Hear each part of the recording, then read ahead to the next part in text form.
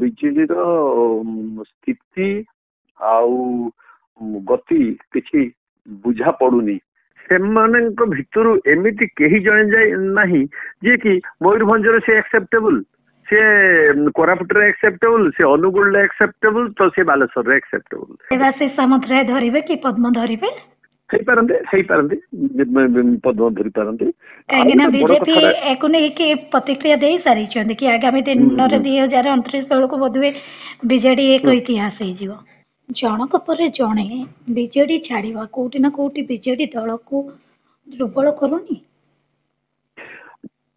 BJD ଦଳକୁ ନିଶ୍ଚୟ ଦୁର୍ବଳ କରୁଛି। ବର୍ତ୍ତମାନ ବିଜେଡିର ସ୍ଥିତି ଆଉ ଗତି କିଛି ବୁଝା ପଡୁନି। ମାନେ ଯୋଉଭଳି ଭାବରେ ଆଜି ଦେବାଶିଷ ସାମନ୍ତରାୟ ରିଜାଇନ୍ କଲେ ତାଙ୍କର ଇଏ ପଦରୁ, ଯୋଉ ଭାଇସ୍ ପ୍ରେସିଡେଣ୍ଟ ଥିଲେ ସେ ପଦରୁ ସେ ରିଜାଇନ୍ କଲେ। ତ ଏଥିରୁ ଦେବାଶିଷ ସାମନ୍ତରାୟଙ୍କର ବିଦ୍ରୋହ ବି ବହୁତ ଦିନ ଆଗରୁ ମଧ୍ୟ ହେଇଛି ଏବଂ ସେ ଗୋଟେ ଚିଠି ଲେଖିଥିଲେ। ହଁ, ସେ ଏକ ଜାତୀୟ ଗଣମାଧ୍ୟମକୁ ଯେତେବେଳେ ନିଜର ପ୍ରତିକ୍ରିୟା ଦଉଥିଲେ କହିଲେ କି ମୁଁ ଗତ 5 ମାସ ହବ ଏଇ ନିଷ୍ପତ୍ତି ନେଇ ସାରିଥିଲି ଆଉ ଦଳର ସୁପ୍ରିମୋଙ୍କୁ ଭେଟିବା ପାଇଁ ଶତ ଚେଷ୍ଟା ବି ମଧ୍ୟ କଲି, କିନ୍ତୁ ଯେହେତୁ ଦେଖା ହେଇପାରୁନଥିଲା ତେବେ ବାଧ୍ୟ ହେଇକି ଏବେ ମୁଁ ଆଉ ଥରେ ସେ ନିଷ୍ପତ୍ତି ନେଲି। କିନ୍ତୁ ସାର୍ ଆପଣ ଦେଖୁଥିବେ ଏକ ରାଜନୈତିକ ଦଳରେ ପୁରୁଣା ସରକାରୀ ଦଳ ଲଗାତାର ଭାବେ 24 ବର୍ଷ ସରକାରରେ ଦଳ ରହିଥିଲା, କୋଉଠି ଏବେ ଦଳ ଭିତରେ ଗୋଟେ ମାନେ ଢିଲା ରହିଲା କି ବରିଷ୍ଠ ନେତା ମାନେ ଦଳ ଛାଡିବା ଆରମ୍ଭ କରୁଛନ୍ତି? ମାନେ ସବୁଠୁ ବଡ କଥା ହେଲା ସମନ୍ୱୟ ରହିଲା ନାହିଁ। ସମନ୍ୱୟ ନ ରହିବାର କାରଣ ଅଛି ମାନେ ନବୀନ ପଟ୍ଟନାୟକର ଯୋଉ ଅସୁସ୍ଥତା ଏବଂ ତାଙ୍କର ପାର୍ଟି ଉପରେ ଯୋଉ କଣ୍ଟ୍ରୋଲଟା ସମସ୍ତଙ୍କ ଉପରେ ରହିଲାନି, ସୁତରାଂ କଣ ହେଲା ନା ପରସ୍ପର ବିରୋଧୀ ମନ୍ତବ୍ୟ ସବୁ ଆସିଲା ଏବଂ ଯିଏ ପ୍ରଚ୍ଛନ୍ନ ଭାବରେ ତାଙ୍କର ମାନେ ଇଏଟା ପାୱାରଟାକୁ ବ୍ୟବହାର କଲେ ସିଏ ବି ସମନ୍ୱୟ ରଖିପାରିଲେ ନାହିଁ ଏବଂ ବହୁତ କ୍ଷେତ୍ରରେ ବରିଷ୍ଠ ନେତାମାନେ ଉପହାସିତ ହେଲେ ବା ଗୌଣ ମାନେ ବୋଲି ବିବେଚିତ କରାଗଲା ତାଙ୍କ ଦ୍ୱାରା। ତା ଦ୍ୱାରା କଣ ହେଲା, ଗୋଟେ ଗ୍ୟାପ୍ ହେଲା। ସେ ଗ୍ୟାପଟା କଣ ହଉଛି, ଯିଏ ନବୀନ ଆସୁଛନ୍ତି ସେମାନେ ସମସ୍ତେ ଯେ ପାଇଲେ ଇମ୍ପୋର୍ଟାନ୍ସ ସେଇଟା ବି ନୁହଁ। ତାଙ୍କ ଭିତରେ ମଧ୍ୟ କିଛି ପାଇଲେ ଆଉ କିଛି ଯୋଉମାନେ ପାଇଲେ ସେମାନେ ମାନେ ଆନୁଗତ୍ୟ ଦେଖେଇଥିଲେ ଯିଏ ତ କଣ୍ଟ୍ରୋଲ କରୁଥିଲେ। ଆପଣ ସମସ୍ତେ ଜାଣିଥିବେ, କହିପାରିବେ, କିଛି ଅସୁବିଧା ନାହିଁ ପାଣ୍ଡ୍ୟା। କିନ୍ତୁ ବଡ କଥାଟି ହଉଛି ଦେବାଶିଷ ସାମନ୍ତରାୟଙ୍କର ଏଇ ଯୋଉ ମନ୍ତବ୍ୟ ତ ବହୁତ ଦିନରୁ ଆପଣ ବି ଜାଣିଛନ୍ତି, ମୁଁ ବି ଜାଣିଛି ଏବଂ ପରେ ପରେ ଯେତିକ ସିଏ ବିରୋଧ କରି ମାନେ ଆସିଲେ ତା ଭିତରେ ମଧ୍ୟ ଶ୍ରୀମୟୀ ମିଶ୍ର ଯେତେବେଳେ ତାଙ୍କ ଷ୍ଟେଟମେଣ୍ଟ ଦେଲେ ଏବଂ ବହୁତ କଥା କହିଲେ ସୋସିଆଲ ମିଡିଆରେ, ତ ତାଙ୍କୁ ସେ ଯେତେବେଳେ ଦଳ ତାକୁ ନିଷ୍କାସିତ କଲା ବା ତାଙ୍କ ବିରୁଦ୍ଧରେ କିଛି ଦେଲା, କିନ୍ତୁ ଶ୍ରୀମୟୀ ମିଶ୍ରକୁ ସପୋର୍ଟ କରିଥିଲେ ଦେବାଶିଷ ସାମନ୍ତରାୟ। ସେତେବେଳେ ମଧ୍ୟ ବୁଝା ଯାଉଥିଲା ଯେ ତାଙ୍କର ଆକ୍ରୋଶ ଚରମ ସୀମାରେ ଅଛି ଏବଂ ଦଳ ଭିତରେ ସବୁ କିଛି ଠିକ ଠାକ ନାହିଁ ବୋଲି ସେ ଅନୁଭବ କରିଥିଲେ। ଦଳ ଭିତରେ ଯୋଉ ଅନ୍ତକନ୍ଦଳ ରହୁଛି, ଭବିଷ୍ୟତରେ ଉତ୍ତରଦାୟୀ କିଏ ହବ, ଉତ୍ତରଦାୟିତ୍ୱ କିଏ ନେବ, ଆର କିଛି ତ ସ୍ପଷ୍ଟତା ସାମ୍ନାକୁ ଆସିପାରୁନି। ଦୁଃଖର କଥା ହଉଛି ସେଇଟା। ଯିଏ ବି ହୁଅନ୍ତୁ, ଦେଖନ୍ତୁ ଯେତେବେଳେ ମୁଁ ଆପଣଙ୍କୁ ଆମର କଳିଙ୍ଗ ଯୁଦ୍ଧ କଥା ବି କହିଦେବି। ଯୋଉ କଳିଙ୍ଗ ୱାର ବିଷୟରେ ଯଦି ଆପଣ ଗବେଷଣା କରିବେ, ଯେତେବେଳେ ନେତୃତ୍ୱ ଜଣଙ୍କ ଅଣ୍ଡରରେ ନ ରହିବ, ମାନେ ଏସବୁ ଜିତି ଯିବାଟା ଆସିକି ବଡ କଥାଟା ନୁହେଁ। କାରଣ ସେତେବେଳେ ଆମର ରାଜା ମାନେ ଛୋଟ ଛୋଟ ଏଇ ସବୁ ରାଜା ହେଇକି ରହୁଥିଲେ, କାହାରି ଭିତରେ କିଛି ସମନ୍ୱୟ ନଥିଲା। ନହେଲେ ମାନେ ଆମର ଯୋଉ କଳିଙ୍ଗ ବୀରଙ୍କ ଠାରୁ ସେମାନେ କଣ ଏତେ ବୀରତ୍ୱ ତାଙ୍କର ଥିଲା? ସେମିତି କିଛି ନୁହଁ। ତ ସେଇ ଯୋଉ ଜିନିଷଟା ଯେତେବେଳେ ଆପଣଙ୍କର ସଂଗଠନରେ ନେତୃତ୍ୱ ଦୃଢ ନ ରହିବ, ଯିଏ ବି ହୁଅନ୍ତୁ, ବର୍ତ୍ତମାନ second line leadership, second line ନୁହେଁ ମାନେ ସେକେଣ୍ଡ ପର୍ସନ ଲିଡରସିପ ମାନେ କହିପାରିବା ଯେ କାର୍ଯ୍ୟକାରୀ ସମିତି ଜଣେ ନିହାତି ଦରକାର ମାନେ ବର୍ତ୍ତମାନ ନବୀନଙ୍କୁ। ଏବଂ ଯିଏ ବି ସେ ବାଛନ୍ତୁ ସେ ଶୀଘ୍ର ଡିକ୍ଲେୟାର କରିଦେବା ଉଚିତ। ସୁତରାଂ ଯିଏ ଯିବେ ଯିବେ, ଯିଏ ରହିବେ ସେ ରହିବେ, ଯିଏ ରହିବେ ସିଏ ମଧ୍ୟ ପୁଣି ବିସ୍ତାର କରିବେ। ତାହେଲେ ଆପଣ ଯେତେବେଳେ ସେଇଟାକୁ ମାନେ ଯେତେବେଳେ ଶୀର୍ଷ ନେତୃତ୍ୱ ଦୁର୍ବଳ ହେଇଯିବ, ନ୍ୟାଚୁରାଲି ତାଙ୍କର କର୍ମକର୍ତ୍ତା ମାନେ ସେମାନେ ସବୁ ଦୋହଲି ଯିବେ ବା ଏପଟ ସେପଟ ହେବେ ଏବଂ ଦେଖିବେ ତାଙ୍କର ସ୍ଥିତି ସେଠି କିଛି ନାହିଁ। କିନ୍ତୁ ତା ଭିତରେ ମଧ୍ୟ ଆପଣଙ୍କର ଉତ୍ତରାଧିକାରୀ ଯୋଉ ବାଛିବା କଥା ପଡିଛି ସେଠି ମଧ୍ୟ ଚିନ୍ତା କରିବାର ଅଛି, ତାହାକୁ ଦେଲେ ଗ୍ରହଣୀୟ ହବ। ଯେ ଆଉ ଗୋଟେ ବଡ କଥାଟା ହଉଛି ତାଙ୍କ ଦଳର ଯୋଉ ଯୁବ ନେତୃତ୍ୱ ହୁଅନ୍ତୁ ବା ଯୋଉ ବରିଷ୍ଠ ନେତୃତ୍ୱ ନେତା ବି ହୁଅନ୍ତୁ, ସେମାନଙ୍କ ଭିତରୁ ଏମିତି କେହି ଜଣେ ଯାଇ ନାହିଁ ଯିଏକି ମୟୂରଭଞ୍ଜରେ ସେ ଆକ୍ସେପ୍ଟେବୁଲ, ସେ କୋରାପୁଟରେ ଆକ୍ସେପ୍ଟେବୁଲ, ସେ ଅନୁଗୁଳରେ ଆକ୍ସେପ୍ଟେବୁଲ, ତ ସେ ବାଲେଶ୍ୱରରେ ଆକ୍ସେପ୍ଟେବୁଲ କି ଭଦ୍ରକରେ ଆକ୍ସେପ୍ଟେବୁଲ। ସେଇଭଳି ଗୋଟେ ବ୍ୟକ୍ତି ତିଆରି କରିବାର ଥିଲା ଯିଏକି ସାରା ଓଡିଶାର ତାକୁ ଲୋକ ଜାଣିଥିବ ଏବଂ ତାଙ୍କ ନେତୃତ୍ୱ ବିଷୟରେ ତାର ଗୋଟେ ବିଶ୍ୱାସ ଆସିବ ଜନତାଙ୍କର ବା କର୍ମକର୍ତ୍ତାଙ୍କର। ମାନେ ଆପଣଙ୍କ କହିବା କଥା ଯେମିତି ନବୀନ ପଟ୍ଟନାୟକ ଜଣେ ସେଇଭଳି ଚେୟାର ଥିଲେ କି ଯୋଉ ଜାଗାରେ ବି ଛିଡା ହଉଥିଲେ କି ନାଇଁ ନବୀନଙ୍କର ଗୋଟେ ନିଜର ଭୋଟ ବ୍ୟାଙ୍କ ଥିଲା ଆଉ ନିଜର ଗୋଟେ ଭଲ ପାଇବା ଥିଲା, ତାଙ୍କ ଇମେଜ ଗୋଟେ ଅଲଗା ଥିଲା। ହଁ, କିନ୍ତୁ ସେଇଭଳି ଇମେଜ ଆଉ ଜଣେ କେହି ବି ବିଜେଡି ଦଳଟେ ତିଆରି କରିପାରୁନାହାନ୍ତି ବା ଏପର୍ଯ୍ୟନ୍ତ ଯାଇ କରିପାରିନାହାନ୍ତି, ଏଇଟା ବି ଦେଖା ବି ଯାଉଛି।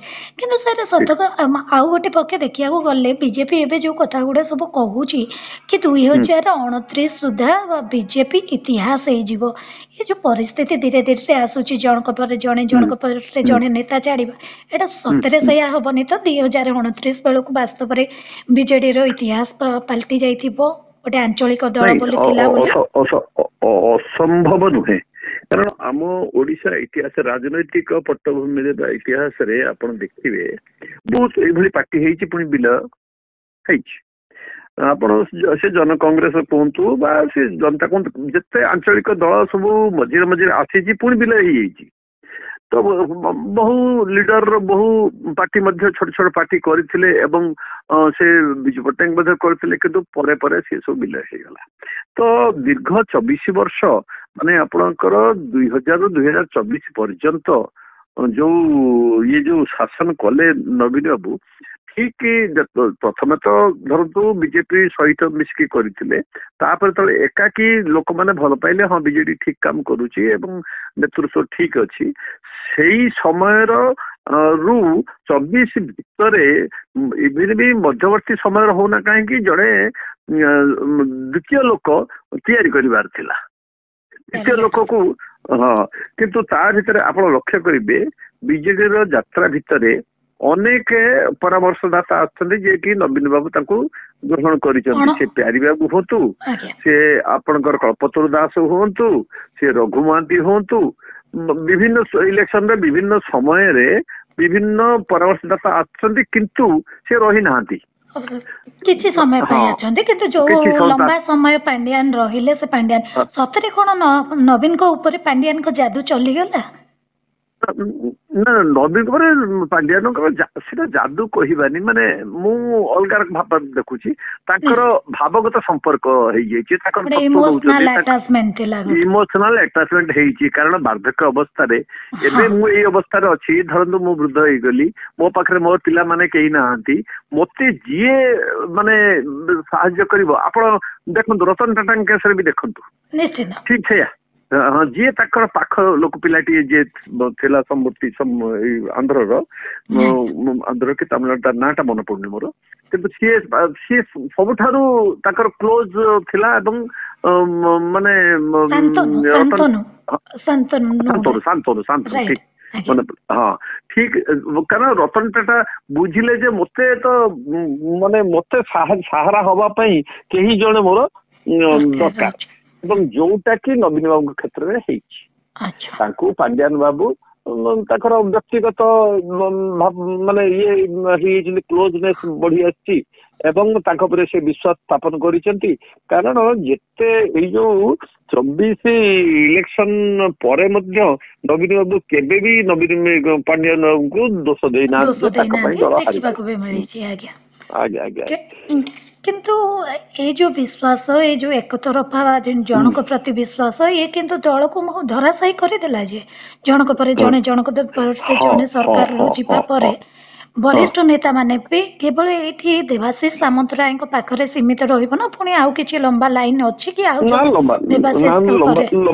लंबा लाइन हबो लंबा एइथि हबो जेपर्यंत नवीन बाबू आम शुणा जाऊँ सुजाता पांड्यान को उत्तराधिकारी बोली कही पारती कही दिंतु ना शीघ्र माने मो कहवा कथा हूँ जहा कर कथा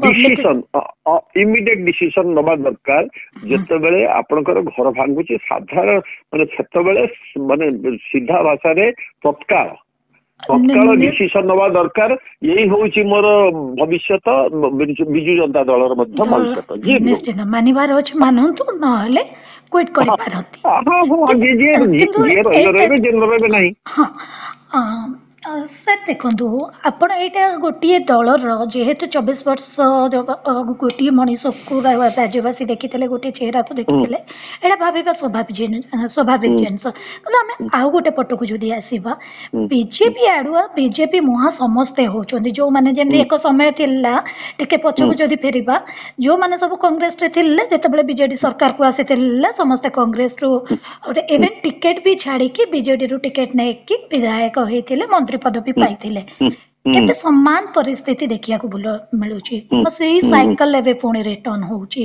कि एबे बीजेपी मुहा समस्ते होउचंती एबे जदि एटा सत हुए तो आगामी दिन रे बीजेपी पाई भी एटा गोटे अड़ुआ होबनी कि सर निश्चय किंतु बीजेपी दल को मु जति परखी जति दूर रू पाखर देखी जो माने भी माने जॉइन करिवे बीजेपी रे एमानंकु परीक्षा दବାକୁ हबो एमिति नहे जे आज जाय कि जेमति उल्टा होतला कि आमे डाकी आनले बीजेपी रो बीजेडी मिसे देले बीजेपी पावर रे अछि एवं मंत्री करतले किंतु बीजेपी रे से होछि कि एक कथा एति पई पछाले कना निकट रे आमे नुआपड़ा निर्वाचन देखि जे उप निर्वाचन तण म सेति पई एक कथाटा पछाले तबे अपन परीक्षा र कथा जति कहउचंती जय ढोलकिया को स्थिति रे जय ढोलकिया कोन ना परीक्षा सर किछि देइथिले ना ना शुणु एमएलए होता गोटे बड़ जिनस नुहे से दरकार थिला कहार बीजेपी दरकार थिला मोर गोटे एमती कैंडिडेट दरकार जे कि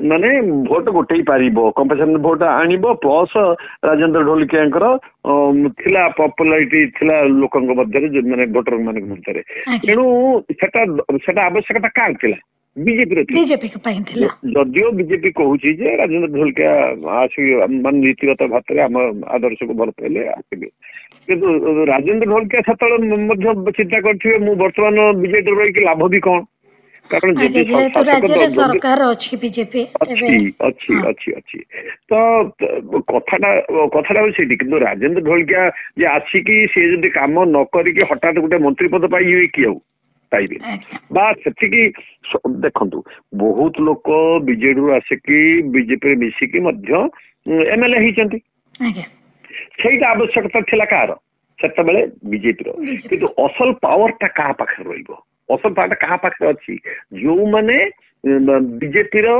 पुराना लोक बा आरएसएस लोक से माने ही पावर एंजॉय कर शासन करेंगे कारण हठात विश्वास करेंगे बाहर आसी लोक जेपर्यंत किसी दिन कार्यकाल न जाइए कार्यक्रम माने कार्य जो कर्म दक्षता आ बीजेपी ओरिएंटेड कर्म दक्षता केते अछि ताहा मपा न जाइछि एटा होछि बीजेपी रो आभिमुख्य बोली मते मोर मने हुए किंतु बीजेडी उल्टा कथा थिला जे आसला ठीक अछि से दल आस ताकू रमके कर दियो ताकू दे दियो ताकू रमके कर देवाशीष सामंतराय धरिबे कि पद्म धरिबे सही पारंते पद्म धरि पारंते काहेना बीजेपी एको नै कि प्रतिक्रिया देई सारी छथि कि आगामी दिन 2029 तळ को बधवे बीजेडी एक इतिहास हे जिवो हां हां हां हे जाय पारे न हे भी पारे जदि हबाटा धरत बेसी 80% धरले आमे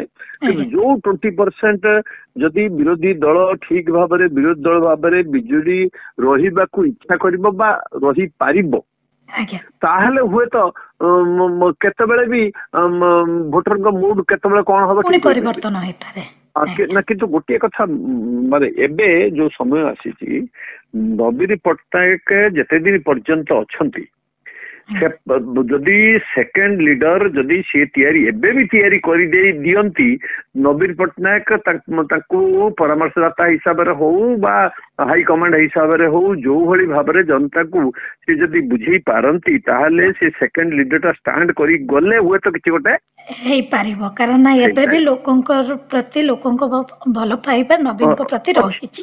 ଆଜ୍ଞା ଆଜ୍ଞା thank you so much sir. Thank you.